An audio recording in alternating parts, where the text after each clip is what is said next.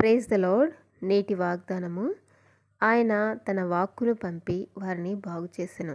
కీర్తనల గ్రంథము 107వ అధ్యాయము 20వ వచనము. దేవుడు తన వాక్కు చేత సమస్త సృష్టిని కలుగజేశాడు. ఆయన మాట శక్తివంతమైనది.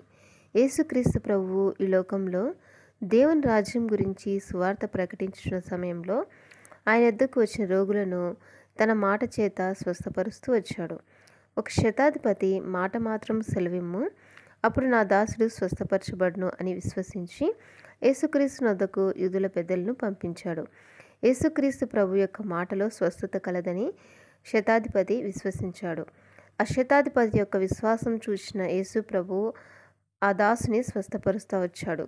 దేవుని మాట శరీర రోగాలను బాగు చేసేది మాత్రమే కాదు, పాపమనే రోగాన్ని కూడా బాగు చేసేది.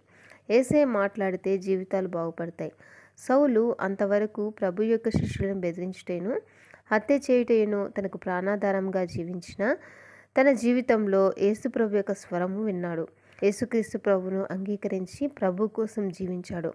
అనేకులను బలపరిచే విధమైన వాక్యాలు పరిశుద్ధ గ్రంథంలో రాశాడు. నా మాట అగ్ని వంటిది కాదా, బండను బద్దలు చేయు సుత్తె వంటిది కాదా అని ప్రభు సెలవిచ్చున్నాడు. ఆమెన్.